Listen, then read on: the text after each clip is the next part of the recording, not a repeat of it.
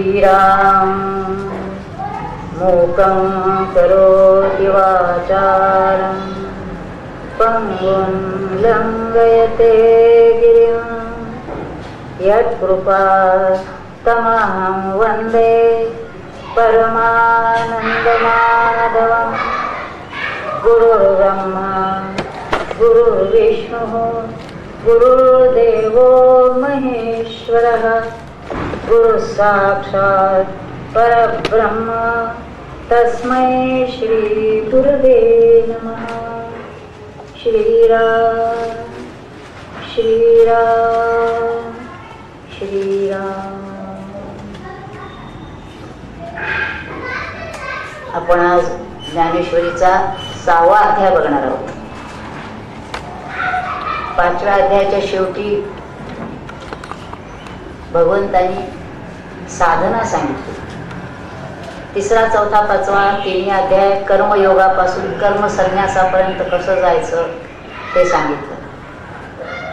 आणि कर्मसन्यासाची स्थिती, त्याची लक्षणं काय आहेत हे सगळं वर्णन केल्यानंतर असा तो कसा झाला, ही स्थिती त्याला कशी प्राप्त झाली हे सांगण्यासाठी शेवटचे 2 श्लोक आलेले आहेत. स्पर्शान कृत्वा बहिर्बाह्यं, त्याच्यामध्ये ध्यानाचीच प्रक्रिया सांगितलेली आहे. आणि ती जी सांगितली आहे त्याचं विस्तृत विवरण 6व्या अध्यायात केलेलं आहे. त्यामुळे हा 6वा अध्याय त्याला ध्यानयोग, ध्यानयोगाचा अध्याय, अभ्यास योगाचा अध्याय असं म्हटलेलं आहे. ध्यानयोग म्हणजेच अभ्यास योग. अभ्यास करायचा याचा अर्थ ध्यान करायचं. अभ्यासाचा अर्थ केवळ ग्रंथांचा अभ्यास नव्हे, शब्दाचं ज्ञान किंवा परोक्ष ज्ञान ज्याला म्हणतात तसं ते ज्ञान नाही, तर अभ्यासाचा अर्थ ध्यानाची साधना करायची. त्या 6व्या अध्यायाच्या प्रारंभाला ज्ञानेश्वर महाराजांनी म्हटलं, हे गीतेचं नाही आहे तर ज्ञानेश्वर महाराजांनी नमनात म्हटलंय आणि हे संजयाच्या मुखात घातलेलं आहे की सहज ब्रह्मरसाचं पारण केले अर्जुना लागे नारायणे, तेची अवसरी पाहुणे पातलो आम्ही. भगवंताने अर्जुनाला निमित्त करून हे ब्रह्मरसाचं पारण केलं आणि आमचं सुदैव होतं, आम्ही नेमके त्याच वेळेला गेलो आणि त्यामुळे तो ब्रह्मरस जो होता तो आम्हालाही मिळाला चाखायला. म्हणजे वस्तुतः जर भगवंताने एकट्या अर्जुनापुरतं सांगितलं असतं आणि व्यासाने जर ते गीतेमध्ये आणलं नसतं तर आपल्याला ते मिळालं नसतं, किंवा अर्जुनाने जर प्रश्न विचारले नसते तर आपल्याला काही मिळालं नसतं. पण अर्जुनाने प्रश्न विचारले, भगवंताने त्यांना उत्तरं दिली आणि व्यासानी ते 700 श्लोकामध्ये श्लोकबद्ध करून गीतेच्या रूपाने आपल्या समोर ठेवलं. म्हणून इथं ते म्हणतायत की त्या निमित्ताने आम्ही गेलो. आणखीन एक 2-3 त्यांच्या ओव्या ज्या आहेत ज्या नेहमी ऐकायला सापडतात त्याचा आपण विचार करूया. बघा आता यांनी काय म्हटलंय. तो अध्याय 6वा परिसाहित्याच्या बरवा सांगितलेलं म्हणून परिसावा चित्त देऊनी. पुन्हा पुन्हा ज्ञानेश्वर महाराज सांगत असतात की परिसा ऐका म्हणत नाहीत. ऐकणं म्हणजे इतर आपण व्याख्यानं ऐकतो तेवढं, या कानाने ऐकतो आणि त्या कानाने सोडून देतो. परिसन याचा अर्थ लक्ष घेऊन, तरी पुन्हा म्हणतायत परिसा चित्त देऊनी. कारण हा विषय असा आहे की त्याच्यात चित्त दिलं तरी कळणं अवघड आहे. मग जर वरवर आपण ऐकलं तर कळणारच नाही, म्हणून चित्त देऊन ऐका. माझा मराठाची बोलू कौतुके परी अमृता तेही पैजा जिंके, 80 रक्षी अक्षरे रसिके मिळवले ना. हे मराठी बोल आहे, साधी भाषा आहे ही, पण अमृताशी जर तुलना केली तर त्याला देखील हरवी अशी माझी मराठी भाषा आहे. म्हणजे आपल्याला वाटतं काय अहंकाराचं बोलताय, अहंकार नाही. जे काही हे ग्रंथाचं सांगणं घडलेलं आहे सद्गुरूंच्या कृपेने. अनेक ठिकाणी आपल्याला पुढे 18व्या अध्यायात सुद्धा लक्षात येईल की ज्ञानेश्वरी या ग्रंथाबद्दल त्यांनी अतिशय वर्णन केलेलं आहे. आणि वर्णन करून पुन्हा म्हणतात की केवळ सद्गुरूंची कृपा माझ्यावर होती म्हणूनच हे इतकं उत्तम लेखन होऊन गेलं, त्यावेळेला एरवी झालं नसतं. तैसीच स्व म्हणतायत की असा जो मी बोललेला आहे अमृता तेही जिंके, अशा तऱ्हेने माझं झालेलं आहे. आणि त्याच्यावर त्यांनी बऱ्याच ओव्या त्याचंच वर्णन करण्याला लिहिलेलं आहे. एक एक शब्द म्हणजे कसा आहे त्याचं व्यापकपणा, जसं चिंतामणी मागितलं की मिळतं तसं या एक एक शब्दाचं मोल अतिशय महत्वाचं आहे. पण त्याच्यात त्यांनी असं सांगितलेलं आहे पुन्हा की ही बोलाची ताटे भरी, हे सगळे बोल मी सांगितले त्याच्यावर कैवल्य रस घातलेला आहे. म्हणजे आधी बोल उत्तम तऱ्हेनं रसाळ बोल तयार केले आणि त्याच्यावर कैवल्य रस ओगरलाय. आपला सुधारस आमरस वगैरे नव्हे, कैवल्य रस घातलेला आहे. परंतु हे कुणासाठी आहे हे लक्षात घ्यायला पाहिजे. गीता, ज्ञानेश्वरी यासारखे जे ग्रंथ आहेत परमार्थाचे, ते वाचायला अधिकारी कोण? वाटेल त्याला वाटेल ते देऊन चालत नाही. एखादं गणिताचं पुस्तक आहे, कुणालाही जर म्हटलं वाच, त्याला त्याच्यात जर काहीच येत नसेल तर तो म्हणाले काय कुणास तो कळणार नाही. तसे हे ग्रंथ ऐकायला देखील अधिकारी लागतो. त्यांनी कोण अधिकारी? ही प्रतिपत्ती मिळा केली निष्कामासी, निष्काम व्यक्ती पाहिजे तर त्याला गीता कळेल, नाहीतर कळणार नाही. निष्काम याचा अर्थ तरी काय?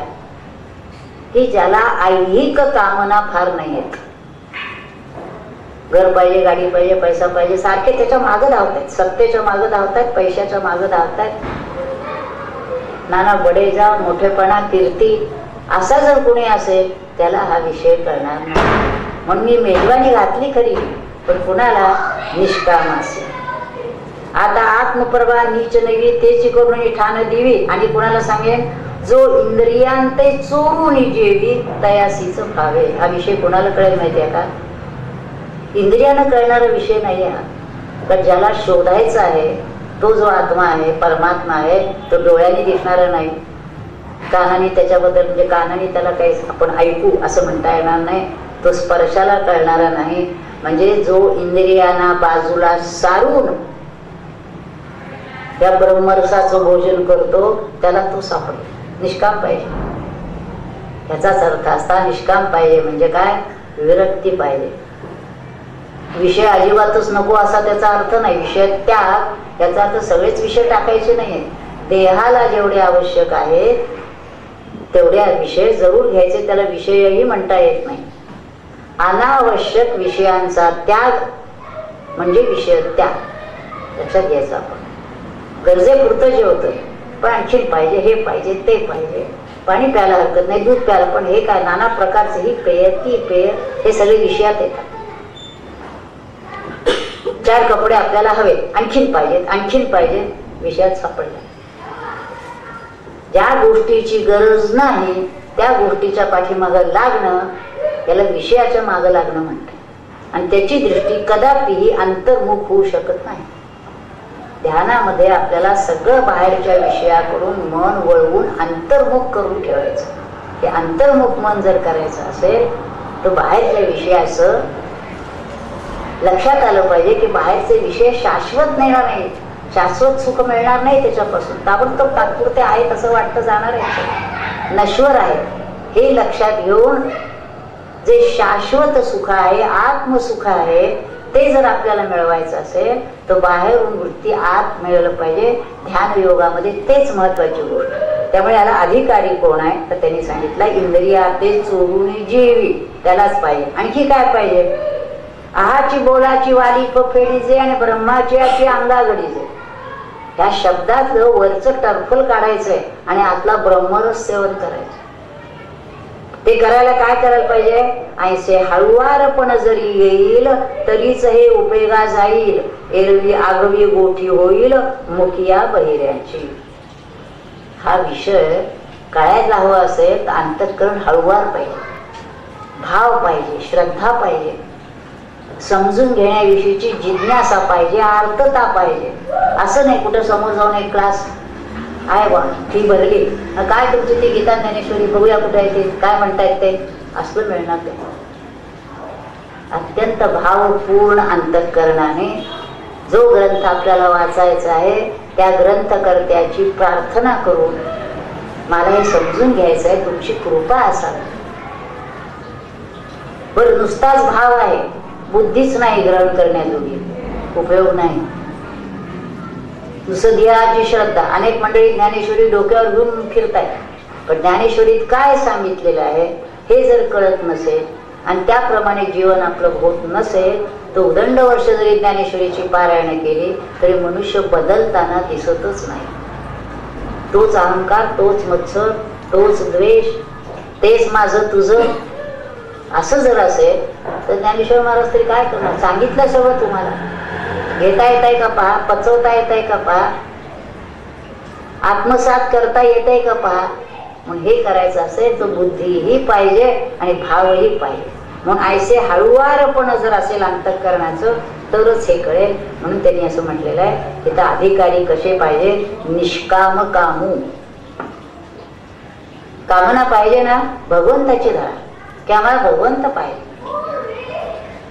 कामना असायला हरकत नाहीये, फक्त ती जी विषयांकडे वळलेली आहे ती कामना तिथून काढून भगवंताकडे लावली पाहिजे. वासना जी विषयांची आहे ती वासना भगवंताची पाहिजे. म्हणा वासना वासुदेवी वसुदेव, ती वासना असायला हरकत नाही. म्हणून पहा निष्काम काम. आणखी कसा पाहिजे, जी आत्मबोधाची आवडी केली स्वर्ग संसाराची कुरुंडी. याला आत्मबोधाविषयी आवड निर्माण झालेली आहे.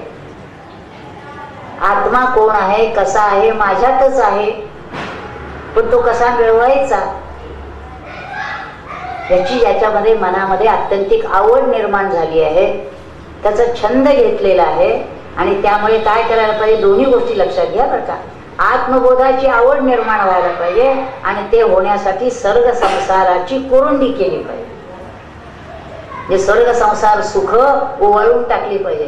तेही पाहिजे हेही पाहिजे असं नाही होणार. दोन्ही धरता येणार नाही. ह्याचा अर्थ संसार टाका असं नव्हे, सगळी आपली कर्तव्य आहेत ती सोडा असं नव्हे. ती सर्व कर्तव्य करत असतानाच त्या कर्तव्यातून चित्तशुद्धी झाली पाहिजे. नाना प्रकारच्या कामना वासना संकल्प सुटले पाहिजे. म्हणजे त्या सांसारिक गोष्टींचा आपल्या विहित कर्मांचा आधार घेऊनच भगवंताकडे जायचं. तर ती कर्म देखील भगवंतानीच दिलेली आहे, ती करायचीच आहेत. पण आपण जे करतो आहे त्याच्यामध्ये मला काय मिळणार या तऱ्हेनं चाललेलं आहे. कुठलेही काम असो, समाजसेवा जरी करत असलो तरी देखील त्याच्यामध्ये मी इतके दिवस समाजसेवा केली त्याचं मला काय मिळणार. निदान एखादं पद कुठेतरी मासिकात नाव माझं आलं पाहिजे का, माझा कुठेतरी उल्लेख करायला पाहिजे. सत्काराचे जे चालतात कार्यक्रम त्याच्यात कुठेतरी मला खुर्चीवर नेऊन बसवलं पाहिजे. हे सगळं जोपर्यंत वाटतंय ना तोपर्यंत भगवंत आपल्यापासून लांब आहे.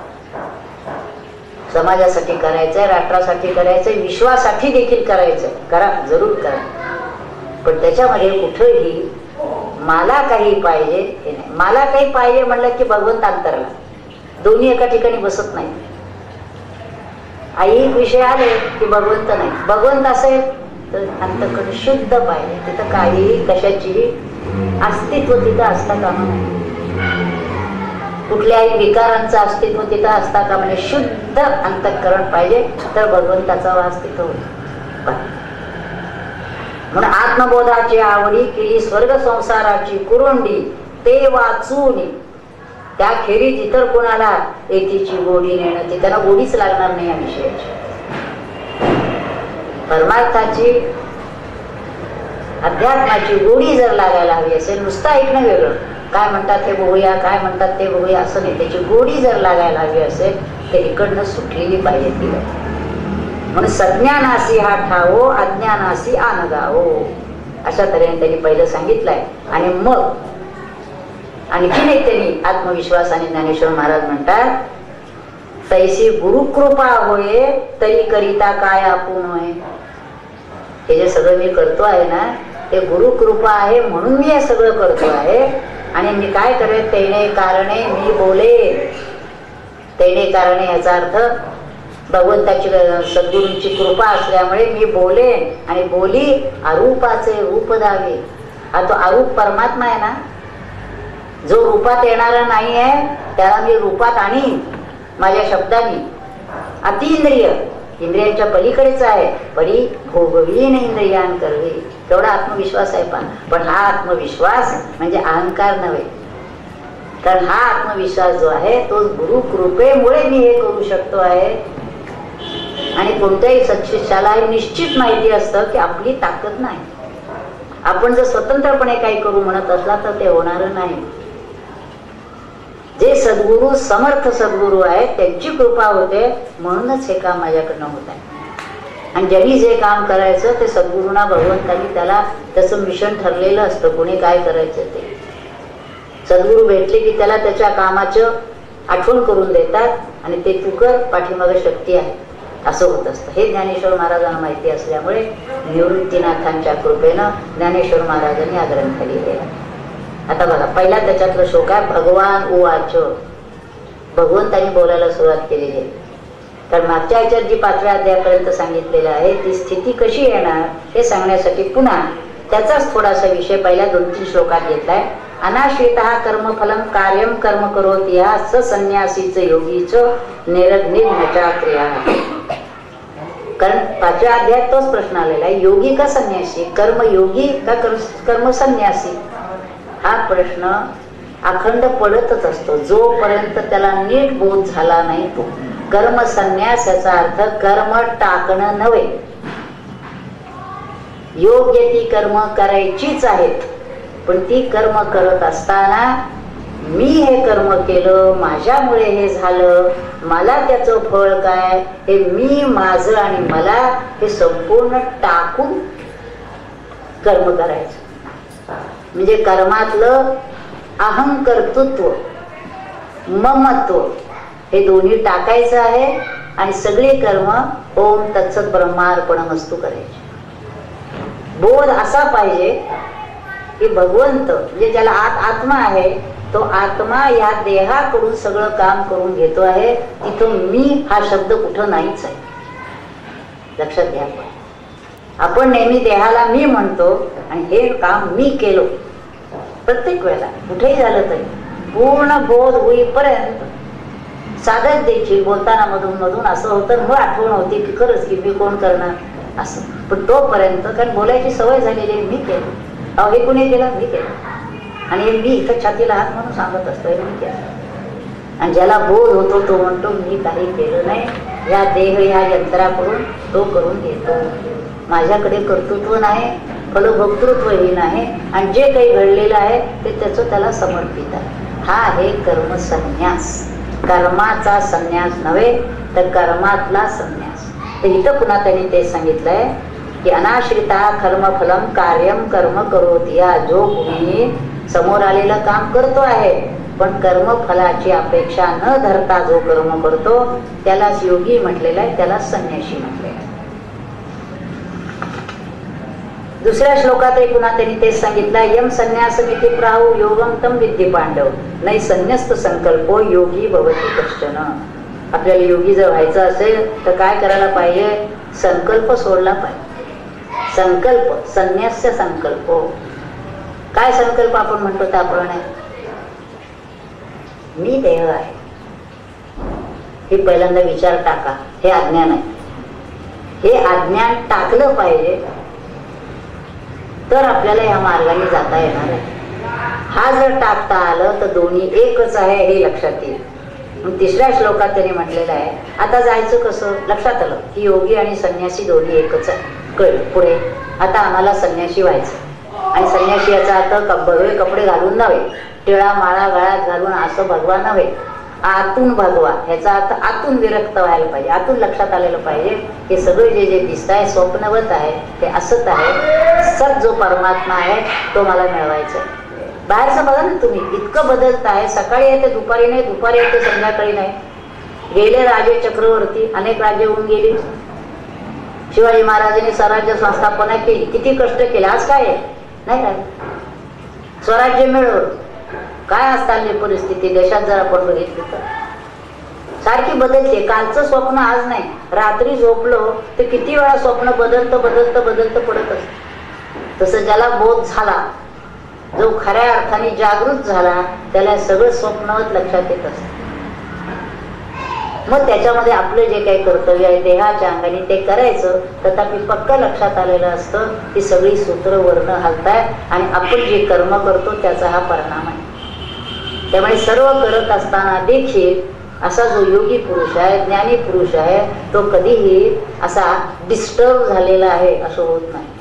शांत असतो. जे जे काही आहे आपलं प्राप्त कर्तव्य करायचं आहे, पण असं का झालं असं विचार करत नाही. ठीक आहे, सगळं करून झालं, प्रभूंची इच्छा.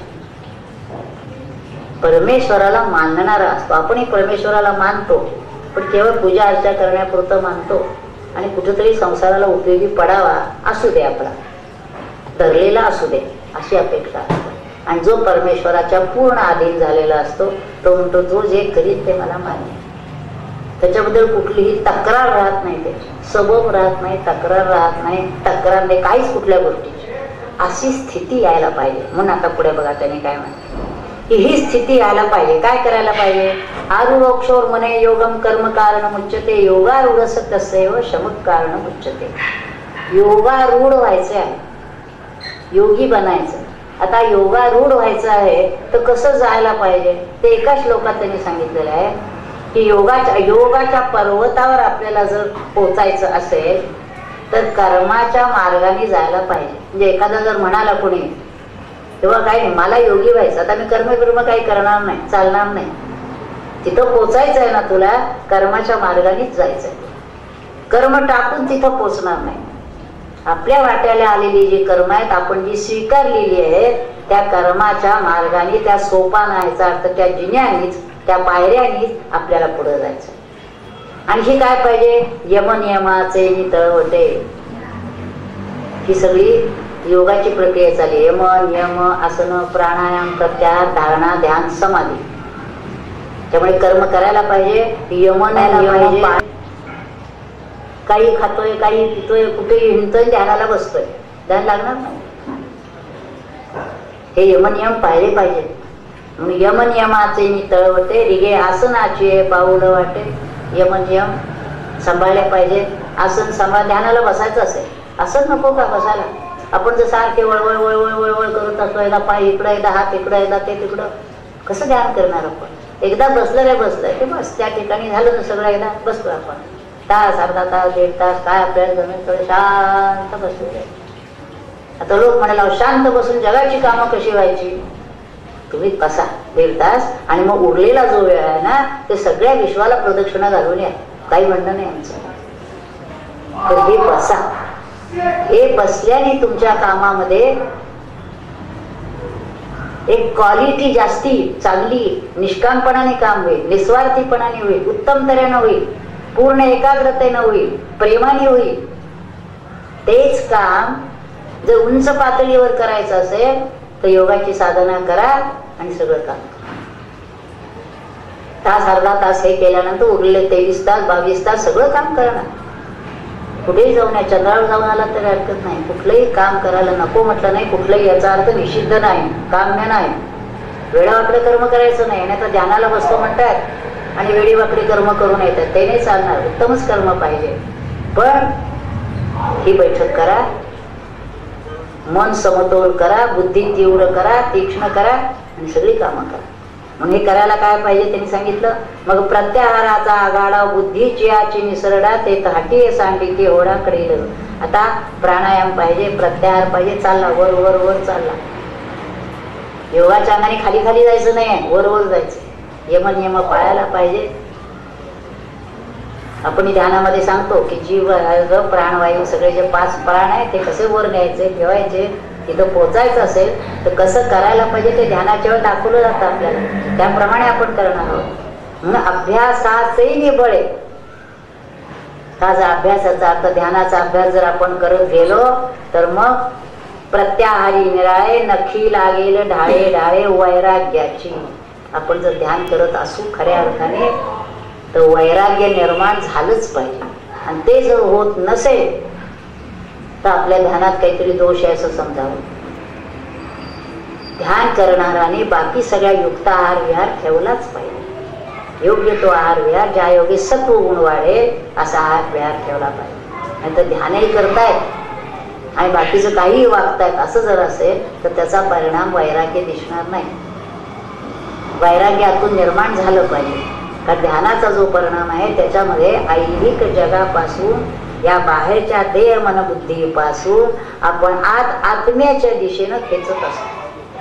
तर आत्म्याच्या दिशेनं जर खेच असेल तर इकडनं थोडस बंद तुटायला पाहिजे. पुन्हा बाहेर येऊन काम करायचंय त्याच्यामध्ये. पण जसं जसं आपण ध्यानाची साधना करायला लागतो तसं सर्वात आहे आणि नाही अशी त्याची स्थिती असते. सर्व काही कामं करतोय पण त्याच्यापासून डिटॅच झालेला आहे, अलिप्त झालेला आहे. ऐसा पवनाचे निपाठ आहे म्हणून नक्की लागेल वैराग्याची नक्की धरून ते वर चढायचं, पर्वतावर वर चढायचं. ऐसा पवनाचे नि पाठारे येता धारणेचे नि पैसारे कमी ध्यानाचे दवरे. आता पुढे काय करायला पाहिजे? धारणा. काही वेळ तिथं मन शांत राहायला लागलं, धारणा, तिथून ध्यान आणि पुढे समाधी. समाधीची व्याख्या त्यांनी काय केलेली आहे? पुढील पैस पारुखे मागील स्मरावे ते ठाके ऐंशी सिये भूमिके समाधी राहे. ध्यानामध्ये बसल्यानंतर पुढे भविष्यात काय त्याचं चिंतन करत बसायचं नाही आणि पूर्वी काय झालं तो विचार करत बसायचं नाही. आता बसलेले निदान डोळे उघडे असतात तेव्हा निदान फार परिणाम होत नाही, पण डोळे मिटले की सगळ्या गोष्टी डोळ्यापुढे उभं राहतात. कुठलं काय शाळेत काय झालं होतं आमच्या लहानपणी, इथपासून जे सुरू होतं ते पुढे आपला अंतकाळ कसा होणार याचं चिंतन. आता ध्यानाला बसलोय ना आपण, समाधीची अवस्था ज्याला आपण म्हणतो, बसल्याबरोबर येणार का आम्हाला निर्विकल्प समाधी? येणार नाही. हे सगळं सुटलं का बघा? मागचे विचार बंद झाले का? पुढल्या चिंता संपल्या का? आपल्या त्या living from moment to moment त्या क्षणात बसायचे. ह्या क्षणात अहम आत्मा, मी आत्मा आहे, बाकी मला काही माहित नाही, देव नाही, मन नाही, बुद्धी नाही, बाकीचं जग काहीही नाही. त्या क्षणामध्ये फक्त मी आत्म्याच्या ठिकाणी आहे असा पक्का बोध धरून बसायला पाहिजे. अशी समाधी येणे उपाय असं जर करेल तर त्याला योगारूढ असं म्हणता येईल. म्हणून योगारूढाची व्याख्या हे 2 श्लोकात केलेली आहे. आणि नंतर मग पुढच्या श्लोकामध्ये आलाय यदा हि इंद्रियार्थेषु न कर्मषु अनुसज्जते सर्व संकल्प संन्यासी योगारूढ तदुच्यते. त्याला पुन्हा योगारूढ काय म्हणतात तर पुढच्या श्लोकात त्यांनी सांगितलेलं आहे की जयाच्या इंद्रियांच्या घरा नाही विषयांच्या येर झारा जो आत्मबोधाच्या ओवरा पहुडला असेल. एक जरी ओवी घेतली ज्ञानेश्वर महाराजांची तरी त्या ओवीमध्ये सगळी साधनं आलेली असते. आता ह्या ओवीत बघा, इंद्रियांच्या घरामध्ये विषयांचा येरझारा नाही. आता हे घ्यायचं का, हे करायचं, हे खायचं का, म्हणजे डोळे मिटून बसले, पण हे खायचं का ते खायचं, आज सिनेमा कुठला बघायचं का नाही बघायचं, बसले ध्यान आला आणि इंद्रियांच्या येरझारा सुरू आहेत. काय ऐकायचं, काय खायचं, काय बघायचं, ह्या येरझारा ज्याच्या संपलेल्या आहेत, जे तिकडनं विषयातून मन सुटलं पाहिजे आणि आत्मबोधाच्या ठिकाणी पहुडला असेल, शांतपणे आत्म्याच्या ठिकाणी जाऊन शांत पडलेला आहे. तिकडनं सुटल्याशिवाय तिथं पडणार नाही आणि तिथली ओढ लागल्याशिवाय इकडनं सुटणार नाही. मी सिनेमाही बघीन आणि आत्मबोधातही राहील, हे दोन्ही गोष्टी जमणार नाहीत. एक काय ते ठरवा काय करायचं आपल्याला लक्षात आलं. आणि हिकडली आत्मबोधाची ओढ वाढली या बाहेरच्या गोष्टीतलं निरर्थकता लक्षात येते. काय बघतोय आपण, काय वाचतोय, काय पाहतोय, काय गप्पा मारतोय, लग्न कार्यालय काय बोलत असतात म्हणजे काय, त्याचे 1-4 वाक्य तरी त्याच्यामध्ये काही अर्थ असतो का विचार केला तर? सगळं निरर्थक बोलणं असतं. काहीही त्याच्यातून एक सुद्धा वाक्य असं वाटत नाही की लिहून घ्यावं बा, काय बोलले छान, एक वाक्य लिहून घ्यावं, असं एक तरी वाक्य लिहून दाखवावं. ते अगदी ऐकण्याजोगं होत नसतंच. तर बहुधा जे बोलणं असतं त्याच्यामध्ये स्वतःची स्तुती असते, नाहीतर दुसऱ्याची निंदा असते. या 2 गोष्टी जर काढल्या तर बोलायला विषयच नसतो. आणि बाकीचा विषय जर आपण राजकारण समाजकारणावर बोलत असलो तर आपण काहीही करत नसतो आणि नुसतंच बोलत असतो. जो करत असतो तो न बोलता करत असतो. आपण ह्या कुठल्या ह्याच्यात बसतो कॅटेगरीमध्ये आपण विचार करावा की आपण बोलतो सकाळी उठल्यापासून ते काय बोलतो, कशाबद्दल बोलतो, त्याचा परिणाम कोणावर होतो का, आपल्यावर काही होतो का, आपल्यात काही बदल होतो की आपल्या शब्दामध्ये असं सामर्थ्य आहे की जे दुसऱ्याला सांगितल्यानंतर त्याच्यावर काही परिणाम होतोय? काहीच होत नाहीये. मग काय, अनेक शब्द वाऱ्यावर जातात, काही त्याच्यातून निघत नाहीये. म्हणून इथं त्यांनी काय सांगितलं, जयांच्या इंद्रियांच्या विषयाचा येरझारा नाही. आणखीन काय, जयाचे सुखदुःखाचे अंगतले झगटले मानस चेवो नेगे विषय पासीही आलिया से न रिगे. हे काय म्हणून आणखीन काय होतं माहितीये का, जो आत्मबोधाच्या ठिकाणी जाऊन राहिलेला आहे त्याला अनेक सुख दुःख बारीकशी जे असतात, काही मोठी सुख दुःख नसतात बाहेर, आपण तसं मोठं करतो. मान अपमान, अहो मी बसलो होतो त्यांनी मला सरक म्हटला तर सरक म्हटलं तर काय बिघडलं काय, लगेच अपमान. लग्न कार्यात पहिली पंगत आमची, त्यांनी मला पहिल्यांदा बसवायचं, विचारायला नाही आले. काय विचारायला यायचं तुम्हाला, कोण तुम्ही असे आलात, आज लग्नाच्या वेळेला म्हणून जरा विचारताय. तुम्हाला एरवी रस्त्याने गेलात, कोणी ढुंकून देखील पाहणार नाही तुम्हाला, विचारतो कोण विचारतो तुम्हाला, कसला मान अपमान, कसले सुख दुःख, कोण आहोत आपण. चिंता इतके क्षुद्र आपण आहोत, पण स्वतःला आपण कोण समजतो, जे बाजीराव असल्यासारखे. आणि मग सुख दुःखाच्या गटाने असू. त्यांनी मला असं म्हटलं, मी त्याला असं म्हटलं. पण हा आत्मबोधात जो पण बसलेला असतो, तिथं पौडलेला असतो, त्या बाहेरच्या किरकोळ गोष्टीकडे, मानापमानाकडे, सुख दुःखाकडे, तुझं माझ्याकडे हा ढुंकून देखील पाहत नाही, म्हणून अत्यंत आनंदात असतो. तो अशा आनंदाच्या ठिकाणीच बसलेला असतो की बाहेरच्या गोष्टीचा त्याला काही स्पर्श होत नाही. विषय पासीही आली आहे, त्याच्या समोर जरी काही विषय आले, खाण्याचे, ऐकण्याचे, बघण्याचे, तरी देखील त्याचं त्याच्याकडे लक्ष नसतं. कारण तो अशा एका आनंदात असतो की या विषयापासून मिळणारा कुठलाही आनंद त्या आनंदापुढे अतिशय कप पदार्थ असतो. आणि तो जो आनंद असतो तो निर्विषय आनंद असतो. कुठलाही विषय नाही आहे समोर, तरी आनंदात राहिलेला. मग त्या आनंदापुढे ह्या आनंदाचं काय आहे. पण आता हे जे किती सांगितलं तरी याचा अनुभव घेतल्याशिवाय कळणार कसं. मग अनुभव घ्यायचा असेल ध्यानाला बसलं पाहिजे, सद्गुरु कृपा झाली पाहिजे, समजून घेतलं पाहिजे, मग कळेल. इंद्रिय कर्माच्या काही वाढीन नली, परी काही फळ हे तुझी साड नाही. इंद्रिय कर्म करताय, हाताने काम चाललंय, पायाने कुठं जायचं ते चाललेलं आहे, काय लिहायचं, बोलायचं, करायचं सगळं करतो आहे, बरी फळ हे तुझी साड नाही. आपण म्हणे काही करायचं असलं की आधीच विचारणार, हा एवढं काम करून देतो, त्याचं काय देणार, पहिले देणार काय ते सांग. आणि हा जो महापुरुष असतो हा सगळी आपली कामं करत असतो, पण यत्किंचितही त्याच्यापासून मला काय मिळेल अशी इच्छा नसते. त्याचं कारण असं आहे, तो जे काम करत असतो ते सत्कर्मच करतो, दुष्कर्म कदापि करत नाही. आणि ते सत्कर्म केल्याने अंतरात मिळणारं समाधान, हे जे आंतरिक फळ आहे ते इतकं मोलाचं असतं की त्याच्यापुढे बाह्य फळ जे आहे, कीर्ती, मान, पैसा, हे त्याच्यापुढे तुच्छ असतं. जे लोक आज आपल्याला मान देतात असं वाटतं आपल्याला, त्यांच्या काही स्वार्थासाठी दिलेला असतो, ते केव्हा तुमच्या खालची खुर्ची काढून घेतली याचा भरोसा नाही. त्यामुळे खुर्ची मिळाली म्हणून आनंद, खुर्ची काढून घेतली म्हणजे दुःख, या कशातच तो सापडत नाही. तो आपलं काम फक्त करतो आणि आंतरिक समाधान काम केलेलं आहे. आणि आपण काम जर उत्तम केलं असेल तर आतून भगवंतच त्याला अनुमोदन देतं, काम छान झालेलं आहे, सुख आहे, समाधान. ही एक स्थिती आहे, ही स्थिती आपण मिळवू शकतो. आणि ते मिळवण्यासाठी खरं म्हणजे नरजन्म आहे. हे प्राण्याला जमणार नाहीये, हे माणसाने मिळवायचं. आणि हे मिळवायला कुठं रानात जायचं कारण नाही, बाकी काही गोष्टी कुठं काही करायचं नाही, पैसे खर्च करायचे नाही, डोंगर चढायचे नाही. हा बोध करून घ्यायचा आपल्याच ठिकाणी बसू. असं ते निदे हे तुला जो चेतूची दिसे निदेला तोची योगारू भला. योगारू कोणाला म्हणायचं, असं ते निदे देहात आहे, देह टाकलेलं नाही त्यांनी, देहातच विदेह अवस्था, म्हणजे देहात असूनच देहापासून अलिप्त, असं ते निदे तुला जो चेतूची. झोपलेला नाहीये तो, जागा आहे, पण निदेला जागा असून तो झोपलेला आहे. आपल्याला वाटतं असं कसं काय जागा असून झोपलाय, तो प्रत्यक्षात जागा आहे, पण विषयासंबंधीचं जे आकर्षण आहे त्या बाबतीत झोपलेला आहे. कुठलीही गोष्ट त्याला मोह पाडू शकत नाही. त्याचं कारण हेच आहे की त्याच्या पूर्ण लक्षात आलेलं आहे काही सुखाचं साधन नाही.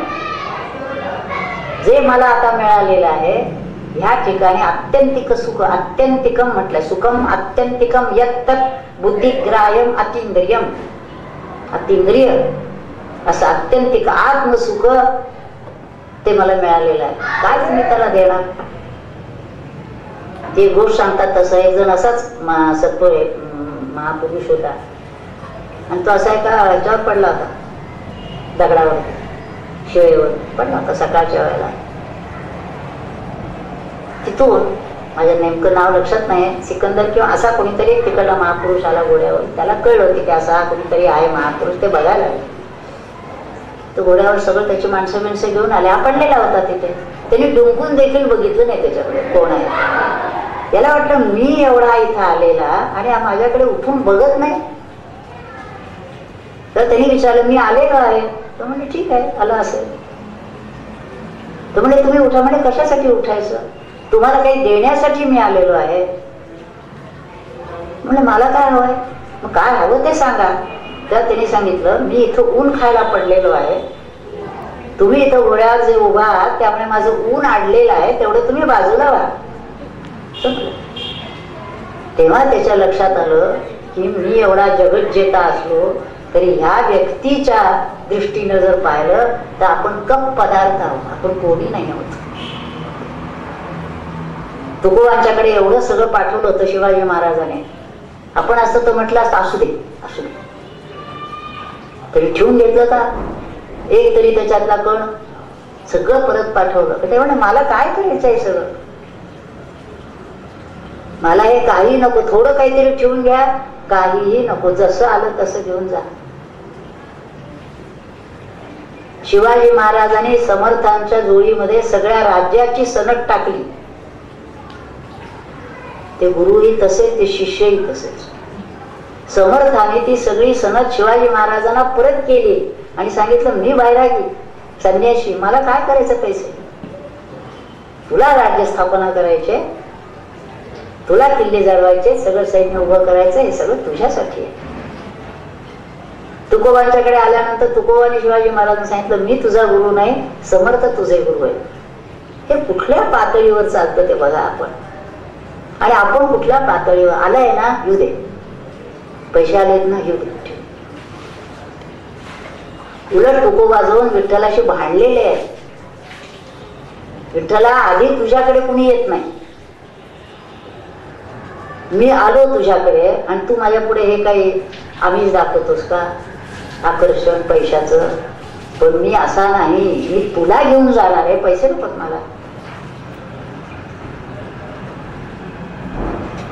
असे जे संत सत्पुरुष असतात ना त्यांना स्वतःसाठी काही नको असतं. पण समर्थाने कार्य उभं करायचं होतं. तुकोबांना ते काही करायचं नव्हतं. ते त्याच्यात पडले नाही. पण ज्यांना एखादं असं कार्य उभं करायचं असतं जगाच्या कल्याणासाठी, ते मात्र त्यांच्याकडे आलेल्या सगळ्या गोष्टींचा उपयोग समाजाच्या कार्यासाठी करतात. त्यांना स्वतःला कशातलं काहीही नको असतं, किंबहुना ती उपाधीच नको असते. म्हणून इथं जे म्हटलंय योगारूढ, असा जो असेल तो योगारूढ. आता हे सगळं ऐकल्यानंतर, ही सगळी स्थिती वगैरे ऐकल्यानंतर अर्जुनाला जरा आश्चर्य वाटते की काय असा कसा मनुष्य असू शकेल, हे कसं शक्य आहे. म्हणून त्यांनी प्रश्न भगवंतांना विचारलाय की त्याला अशी योग्यता कवणे दिजे. ही जी त्याची योग्यता आहे ती त्याला कोण देतो? तेव्हा हसोनी श्रीकृष्ण म्हणे उदरेच आत्मनात्मान, तुझे नवलन आहे बोलणे, कवणाशी काय दिजेल कवणे अद्वैती आहे. अरे या अद्वैत बोधामध्ये, अद्वैत बोध म्हणजे काय? एकच परमात्मा नटून आहे, त्याखेरीज जिथं दुसरं काहीही नाही. उंच पातळीवर जायला पाहिजे. खाली आला की भेद दिसायला लागला. ही स्त्री आहे, हा पुरुष आहे, श्रीमंत आहे, गरीब आहे, लहान आहे, मोठा आहे, हा जातीचा आहे, हा धर्माचा आहे, ह्या अमक्या ह्याचा आहे, काय ह्याचा हा व्यवसाय, हा त्याचा. हे खाली आलं ना की सगळे भेद सुरू होतात. उंच उंच जो जातो त्याच्या लक्षात येतं एकच तर परमात्मा सगळ्या ठिकाणी भरून आहे. म्हणून त्या म्हणतात या अद्वैतामध्ये कुणी कोणाला काय द्यायचंय, ही देणे घेण्याची गोष्ट नाहीये. काय झालं असं तर त्यांनी सांगितलं व्यामोहाची ये शिजे बळीया अविद्या निवृत्त होईजे, ते वेळी दुःस्वप्न हा भोगीजे जन्म मृत्यू. ते म्हणतात वस्तुतः प्रत्येक व्यक्ती, प्राणी मात्र, हा जीव हा ब्रह्मरूपच आहे. जीवो ब्रह्मैव नापरा. पण अज्ञानामुळे तो ब्रह्मरूपातून खाली आला. आपल्याला जीव समजायला लागला, देहाच्या नादी लागला. आणि मग मी हा असा आहे, माझं नाव हे असं, माझं शिक्षण असं, माझं अंक आहे, माझं माझं माझं सुरू झालं. पण जर संतांच्या संगतीनं, या ग्रंथांच्या ऐकण्याने जर त्याला असा बोध झाला की मी देह नसून मी आत्मा आहे, म्हणून तो अविद्येमुळे जो दुःस्वप्न पाहत होता तो जर का त्याला अवसात घ्यायची हो, त्याला जाग जर आली तर अवघेची होय वावो, ती जाग आल्यानंतर मग त्याच्या लक्षात येतं जे जे काही आपण पाहतो आहे हे सगळं खोटं आहे. वाव म्हणजे खोटं आहे.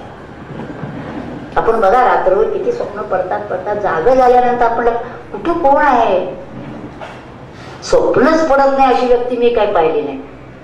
काही ना काही पडत असतात, पण जाग झाल्यानंतर लक्षात येतं की काय नाहीच आहे, कुठे काय आपण आपल्या गादीवर, काट्यावर, चटईवर काय जे आहे ते आपण पडलेलो आहोत, इथं कोणी नाहीये. तसंच ज्याला पारमार्थिक पातळीवर जागृती येते त्याला लक्षात येतं की हे जे सगळं आहे हे दुःस्वप्न आहे. मग त्या स्वप्नात तो स्वप्नासारखा वागतो, पण ते वागत असताना देखील त्याला बोध पक्का असतो हे नाटकातलं काम मी करतो आहे, हे माझं काम नव्हे, मी या सगळ्यापेक्षा वेगळा आहे, मी आत्मरूप आहे. म्हणून त्याने असं जे म्हटलंय, हे अवघेचे होय वावो ऐसा उपजे नित्य सद्भावो तोही आपणची. आणि त्याच्या लक्षात येते आपणची आपण या, आणि हा जर बोध झाला नाही तर आपणच आपला घात करून घेतो. आपण स्वतःला देव समजतो, मी माझं समजतो आणि आपलाच घात आपण करतो आणि आपला उद्धार आपणच करू शकतो. सद्गुरु जरी भेटले ते उद्धाराचं काम आहे जे आपणच करायचं. हम तो शायद मार्ग बताएंगे, चलना तो आपाप ही. तुम्हाला मार्ग सांगितला, आता चालायचं तुम्ही. मी बोध धरून नाही सांगेन, तुम्हाला चुकलं तर सांगेन, अर्थ सांगेन, ग्रंथाचा सांगेन, कशी साधना करायची ते सांगेन. हे सगळं जरी सांगितलं तरी जसा मऊ भात केला बाळाच्या तोंडात भरवला तरी चावायचा आणि गिळायचा त्यांनीच आहे, ते काही करत नाही. तसं हे सगळं तूच करायचंय. म्हणून त्याच्यात त्यांनी पुढे म्हटलंय बंधुर आत्मा, तू बंधूही मीच आहे, शत्रूही मीच आहे. मग त्यासाठी काय करायला पाहिजे, हा विचारूनी अहंकारू सांडीजे. विचार कर, हा जो अहंकार आहे ना, देहांकार, देहोहम, हा देहोहमचा सोहम व्हायला पाहिजे. हा विचारूनी अहंकार सांडीजे, आणि हा अहंकार टाकलाच ना मग असतीची वस्तू होईजे. वस्तू म्हणजे परमात्मा, ती आहेच आहे, परमात्मा आणायचं नाही आहे कुठून. हा देहाचा अहंकार टाकलास ना की ती वस्तू तूच आहेस, तुझ्या लक्षात येईल. कारण हे जे अज्ञान आहे ना, या अज्ञानाच्या आड जर काही येत असेल तर मन आड येत आहे. वस्तुतः जीवाला बोध व्हायला पाहिजे की मी आत्मा आहे, पण का होत नाही, ते मन, मनाचे विचार, कल्पना, वासना, नाना प्रकारचे संकल्प विकल्प ते आड येत आहे. म्हणून या 6व्या अध्यायात जर काही करायचं असेल तर हे आड येणारं मन जे आहे आपल्याला ध्यानामध्ये चिदाकाशात लीन करून टाकायचं. मनाचं मन पण घालवायचंय, मन मरून जायला पाहिजे. आणि मरून जाणं ह्याचाच अर्थ मन ज्या आत्मरूपातून आलं आहे त्या आत्मरूपात त्या मनाला नेऊन ठेवायचं. मन नाहीस करून टाकायचंय, मनाचा लय करायचंय आणि मनाचा नाश करायचाय. आणि मनाचा नाश झाला की जीवाला लक्षात येईल की अरे मीच तर आहे. जसं आरशात आपण पाहत असलो, आरशामुळे एक वेगळं दिसतो, मी एक आहे, मनुष्य आहे. आपली गंमत म्हणून सांगते की माणसाला निदान लक्षात येतं आपण आरशात बघतोय म्हणून, पण आपण जर कधी गंमत बघितली असेल आणि कुत्रं जर असलं घरात तर ते आरशापुढे उभं राहिलं की त्याच्यावर भुंकत राहतं. त्याला कळत नाही की आपणच आहोत आरशात म्हणून. खरं म्हणजे तशीच परिस्थिती आपली, की आपल्याला हे लक्षात येत नाही. त्यामुळे हा जो आरसा आहे ना, हा काढला, मन नाहीसं केलं की लक्षात येतो दुसरं काही नाही, मीच तर आत्मा आहे. हा बोध त्याला होऊन जातो, मी दुसरं कसं काही नाही आहे, मी आत्माच आहे, परमात्म्याचाच अंश मी आहे. मग हे दिसलं ते त्या अज्ञानामुळे दिसलेलं आहे. म्हणून ध्यानामध्ये आपल्याला हे जर विचारूनी अहंकार सांडजे, मग असतीची वस्तू होईजे, तरी आपली स्वस्ती आपण ते केली. आपलं कल्याण आपणच करतो, हा अहंकार टाकला. म्हणजे त्याला अहंकार ज्या मनामध्ये आहे ते मनच नाहीसं करायचंय, आणि हा अहंकार घेतला की ती वस्तू आपणच होतो. म्हणजेच आपल्याला आत्मसाक्षात्कार होतो, ईश्वरी साक्षात्कार होतो, आणि लक्षात येतं की मीच तो आहे. 6 अहम, हा सोहम बोध देखील त्या वेळेला होतो. त्याच्यासाठी ही ध्यानाची प्रक्रिया सांगितलेली आहे. हरि ओम तत्सत. नमितो योगी थोर विरागी तत्वज्ञानी संत, तो सत्कविवर परात् परगुरु ज्ञानदेव भगवन्ते ओम ईशावास्यमिदं सर्वं यत्किञ्च जगत्यां जगत् तेन त्यक्तेन भुञ्जीता मा हृदकस्य स्विद्धनम् ओम शांति शांति शांति।